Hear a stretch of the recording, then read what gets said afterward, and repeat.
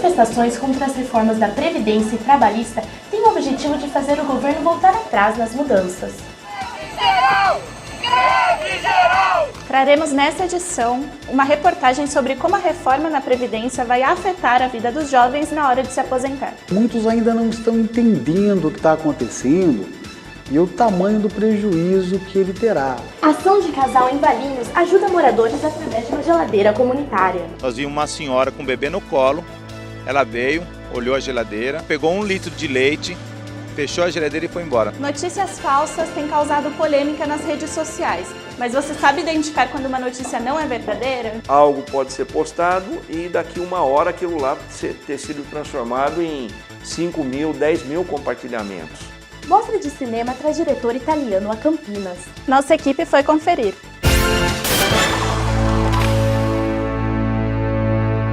Olá, eu sou a Carolina Amaral e quem apresenta o programa comigo é a Raíssa Garcia. Raíssa, você já imaginou estar andando numa avenida e se deparar com uma geladeira comunitária? Pois é, Carol. A Avenida Invernada, uma das mais movimentadas de Valinhos, está com uma iniciativa que vem chamando a atenção da população. A repórter Ana Letícia Lima conta essa história. O eletrodoméstico não está lá por acaso. A ideia é dos comerciantes Helenice e Kleber Boomer. A geladeira comunitária recebe doações de alimentos para que quem não tem condições financeiras possa se alimentar. A iniciativa veio depois da notícia de outra geladeira do tipo, instalada em Araraquara. Uma pessoa de Araraquara instalou uma dessa numa padaria e eu gostei da ideia. Aí até compartilhei com a minha esposa, aí falou, vamos pôr lá na nossa empresa, né? Aí ela falou, que legal, vamos sim. Aí o meu amigo que vende geladeira falou, Kleber, não precisa nem comprar, eu tenho uma, eu vou te doar. É com vidro na frente, tudo. Aí eu estava vendo que nós estávamos no caminho certo, que Deus já estava abrindo as portas para a gente. No dia seguinte à instalação, no final de março, as doações já começaram a chegar. O Oswaldir ficou sabendo da geladeira através de amigos e resolveu levar a sua contribuição. É tão gratificante a gente ajudar o próximo, né? Então eu achei melhor vir ajudar. Grande parte da repercussão veio através das redes sociais. Helenice fez um post em um grupo da cidade que resultou em cerca de 800 compartilhamentos e mais de 300 comentários. A gente viu que o resultado é muito bom porque o que a gente precisa é de divulgação, tanto para doação quanto para aquelas pessoas que estão precisando vir pegar os alimentos. E com tanta repercussão nas redes sociais, algumas medidas de segurança precisaram ser tomadas. As instruções, ao lado da geladeira, indicam o que pode ou não ser doado. Uma corrente de segurança foi instalada para evitar que o eletrodoméstico seja roubado. E câmeras de segurança a fim de monitorar a geladeira à distância. Porém, as imagens que as câmeras registraram foram além do que o casal esperava.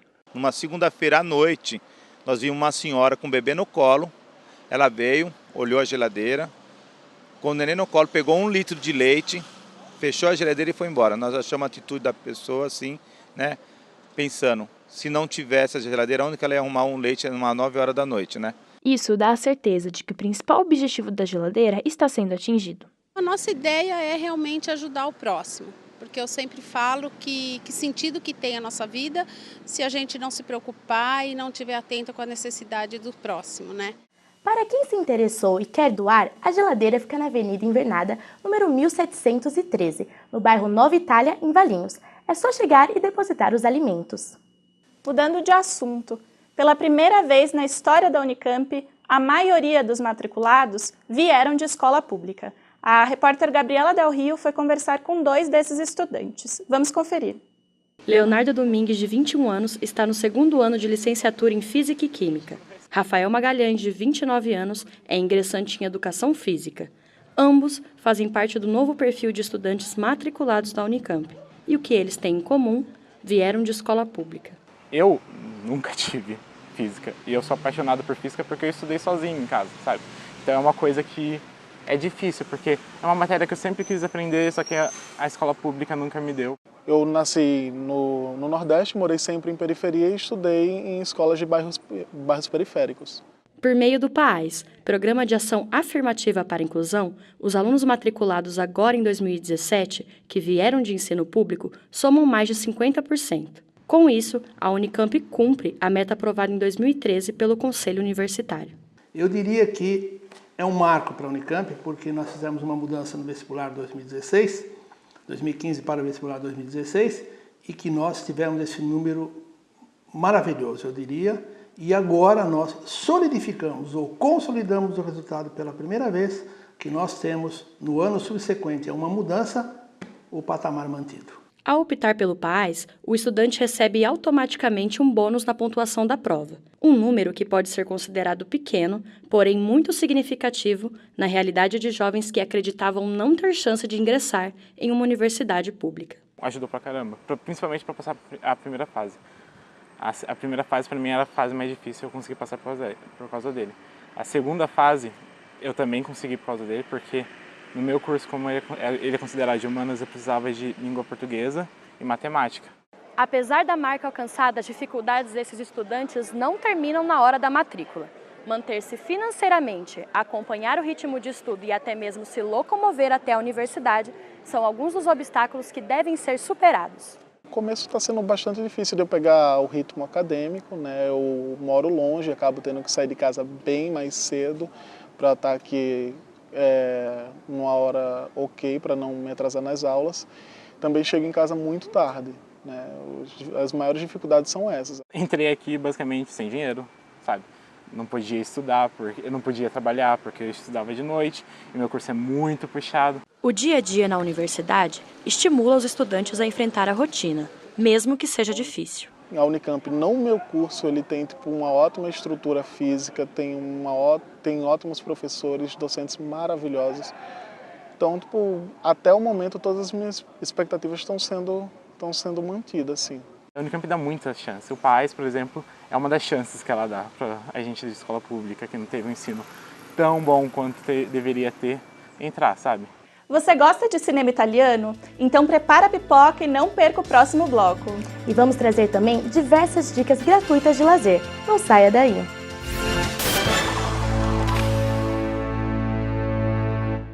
Todo mundo tem um amigo especial. A PUC Campinas tem vários.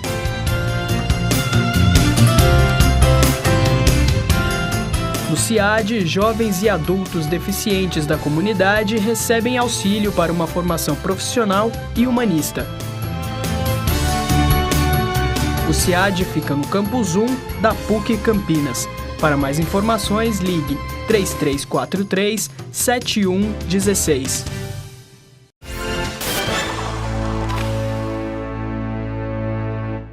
Estamos de volta. Carol, as notícias falsas têm sido uma preocupação. Elas se propagam cada vez mais nas redes sociais e passam de amigo para amigo. Pois é, Raíssa. E como lidar com elas e qual é o papel do jornalista nesse processo, você confere na matéria da Ana Carolina Haddad. Você já compartilhou uma notícia falsa? Você vê só o título e fala, então acho que esse aqui vai. Eu passei para frente notícias falando para as pessoas, vocês não sabem isso, e era mentira. A propagação de notícias falsas tem aumentado na internet, como explica o professor da PUC Campinas. Ela não analisa se é verdade ou é mentira. Ela já compartilha muitas vezes porque aquela pessoa participa do grupo dela. Os brasileiros gastam em média 650 horas por mês nas redes sociais. Esse meio rápido de acesso à informação faz que muitas vezes pessoas acabem compartilhando ou sendo vítimas dessas notícias mentirosas. Esse é o caso deste estudante de Direito de Limeira. Depois que espalharam uma notícia falsa em que ele havia agredido um gato, embora o vídeo no YouTube mostre um rapaz de costas. Pegaram foto do perfil do meu Facebook, montaram um texto pedindo para que a pessoa que tinha praticado esse crime fosse para a cadeia, fosse martirizando, tendo agressões verbais. Felipe chegou a ser ameaçado por pessoas do Facebook com mensagens hostis. Eu pedi para minha namorada, quando eu estava em São Paulo, para publicar um texto tentando combater essa falsa notícia. A internet, além de potencializar, em termos de amplitude, ela tem uma outra característica, que essa amplitude se dá de forma muito acelerada. Seja cético, verifique o link que está sendo compartilhado e as fontes que foram usadas. Essas são algumas das dicas do Facebook para o usuário evitar de cair em notícias falsas. A ferramenta foi disponibilizada pelo diretor da América Latina do Facebook neste mês para evitar que o usuário compartilhe notícias falsas na rede social. Depois que a namorada de Felipe postou no Facebook que a notícia vinculada a ele era falsa, jornais locais de Limeira noticiaram o fato, o que contribuiu para que ele parasse de ser hostilizado. Nós estamos aprendendo a trabalhar nesse universo muito recentemente. Então lembre-se, é importante ficar alerta e ter senso crítico antes de compartilhar qualquer informação. E o guia para identificar essas notícias falsas está disponibilizado no Facebook. Para acessar, é só entrar na central de ajuda da rede e procurar por notícias falsas. Agora vamos falar de cinema. Esse mês aconteceu a primeira mostra de cinema italiano em Campinas. E a PUC foi uma das universidades que sediou o evento. Exatamente, e eu tive a oportunidade de entrevistar um dos diretores que veio participar da mostra. Confira agora.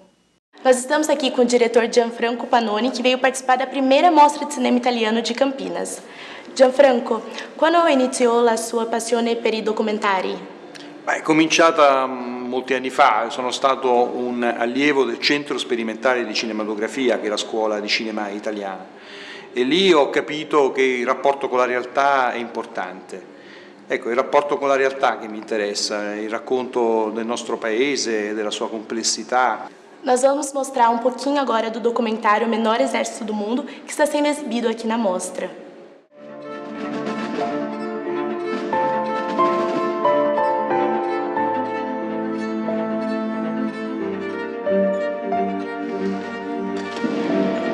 Qual è l'importanza della storia di questo documentario? È un documentario, credo, importante per me, ma anche forse per chi lo vede, perché per la prima volta il Vaticano, chiamando un regista, chiamando me a dirigere questo film documentario, ha voluto realizzare un dietro le quinte della Guardia Svizzera, ma del Vaticano stesso, cioè la possibilità di guardare il Vaticano attraverso questi ragazzi che appunto dalla Svizzera vengono a fare le guardie del Papa, da un'angolazione diversa. L'angolazione è proprio quella della quotidianità che si intreccia con ovviamente anche l'esercizio dell'essere guardia svizzera. Questo contrasto secondo me rende molto interessante il film, che indubbiamente è legato anche alla presenza di questo Papa, di Papa Francesco, che sicuramente ha,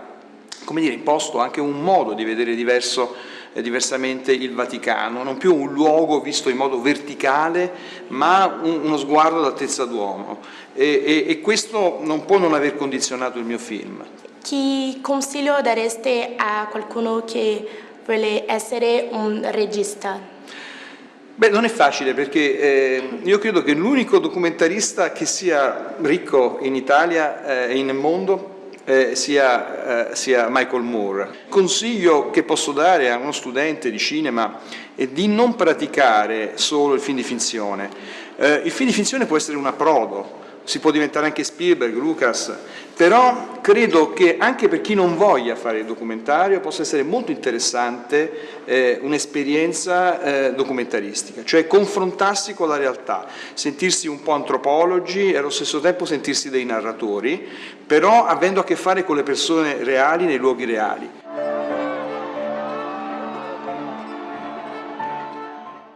E se você se interessou e não pôde comparecer à mostra, confira algumas dicas do cinema italiano que separamos para você.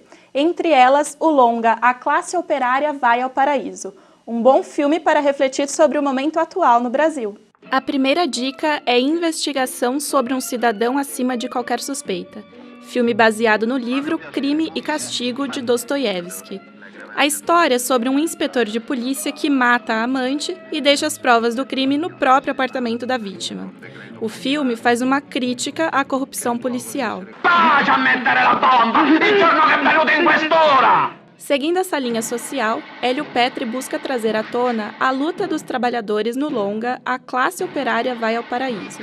No início, o personagem Lulu Massa é hostilizado pelos colegas por manter uma boa relação com os chefes e não fazer parte do sindicato, que se movimenta contra baixos salários. Mas é depois de sofrer um acidente na fábrica que Lulu toma a decisão de participar do movimento operário. Scioperate, operai, compagni! Andiamo a scuola! Andiamo a teatro! A cimitero! Uma outra dica do cinema político de Hélio Petri é Todo Modo. Neste filme, o personagem M participa de um retiro espiritual que acontece todos os anos, especialmente para políticos e empresários. Durante esse evento, os anfitriões são roubados, um senador é morto a tiros e um suspeito é encontrado desmaiado no banheiro. M tenta desvendar os acontecimentos, temendo ser a próxima vítima. Ave Maria, piena di grazia, il Signore è teco, tu sei benedetta fra le donne, e benedetto il frutto del ventre tuo, Gesù. Nesse mês de maio, temos muitas atividades para aproveitar em Campinas de graça. Isso é que você confere agora com a repórter Fernanda Grael. Olá! As dicas culturais dessa vez serão apresentadas daqui, da Rua 13 de Maio, onde acontece uma exposição a céu aberto sobre a rua, que é uma das mais movimentadas da cidade. Saiba mais sobre essa exposição no final das nossas dicas.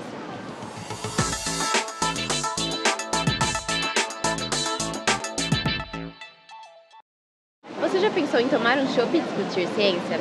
Pois essa é a proposta do Pint of Science, evento que faz parte de um festival mundial de divulgação científica que passa por Campinas nos dias 15, 16 e 17 de maio. Sejam muito bem-vindos ao Pint of Science Brasil.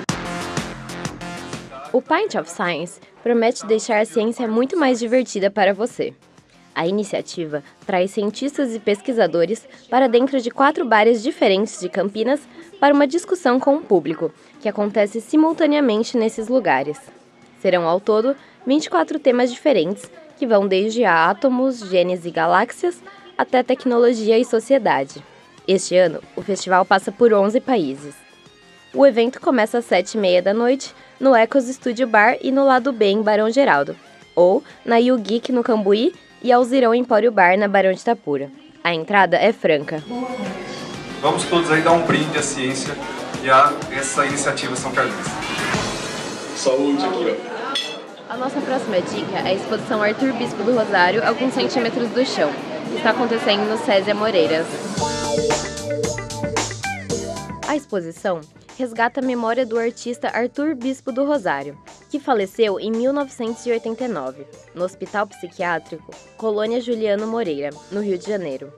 São 20 obras expostas, entre elas objetos, miniaturas e bordados que foram produzidas dentro de uma cela no Hospital Psiquiátrico, onde Arthur passou a maior parte da vida. A visitação acontece de terça a sábado, das 9 da manhã às 8 da noite, no Césia Moreiras, e fica aberta até o dia 24 de junho.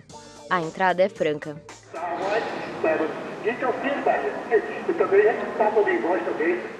Não deixe de conferir a nossa próxima dica, que une circo e teatro no espetáculo Melodias de um Sonho. A Companhia Corpo Mágico de Paulínia traz para Campinas a comédia teatral circense Melodias de um Sonho. A peça é uma união de modalidades circenses, como mastro chinês, malabarismo, acrobacia, levitação e magia. A última apresentação é no dia 20 de maio, no Espaço Cultural Maria Monteiro, que fica na Vila Padre Anchieta. Serão 2 sessões, uma às 4 da tarde e a outra às 7 da noite. A entrada é gratuita e por ordem de chegada. E as dicas culturais vão ficando por aqui. Mas não deixe de conferir essa exposição a céu aberto aqui na 13 de maio, do Festival de Fotografia Hercule Florenzi. Ela retrata o cotidiano de uma das ruas mais movimentadas de Campinas. São 72 retratos de comerciantes, moradores de rua e outras personalidades que fazem parte da história da 13. As fotos foram tiradas por 25 fotógrafos campineiros diferentes e a exposição fica até o dia 14 de maio. Até a próxima! Veja no próximo bloco como a reforma da Previdência pode afetar o futuro dos jovens. E ainda, geração neném? Muito pelo contrário, vamos mostrar jovens que se desdobram entre estudos e trabalho.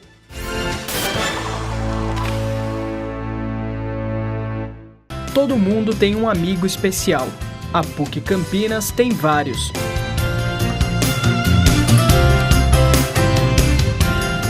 No CIAD, jovens e adultos deficientes da comunidade recebem auxílio para uma formação profissional e humanista. O CIAD fica no Campus 1 da PUC Campinas. Para mais informações, ligue 3343-7116.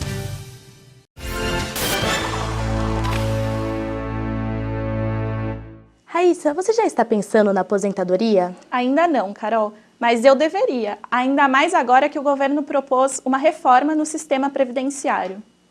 É exatamente sobre como essa reforma polêmica vai afetar a vida dos jovens a reportagem de Ricardo Costa. Acompanhe. Você sabe o que é a reforma da Previdência? Não sei. Sei mais ou menos. Na verdade, não muito. É que estão querendo dar agora, né, aposentadoria para deixar para quando for mais velho, só piorando a situação. Esses jovens fazem parte de um grupo que não entende o que é a reforma da Previdência e nem o que ela representa para o futuro deles. Segundo pesquisa da FENAPREV, 62% dos entrevistados entre 23 e 34 anos já ouviram falar da reforma, mas 46% não sabe como funciona a aposentadoria atualmente. O jovem hoje, eu acho que muitos ainda não estão entendendo o que está acontecendo e o tamanho do prejuízo que ele terá. Hoje, para receber o valor integral da aposentadoria, os homens precisam ter 65 anos de idade e 35 anos de contribuição. Já as mulheres precisam ter 60 anos e ter contribuído durante 30 anos. Com a reforma, o tempo de contribuição será aumentado para 40 anos, tanto para homens quanto para mulheres.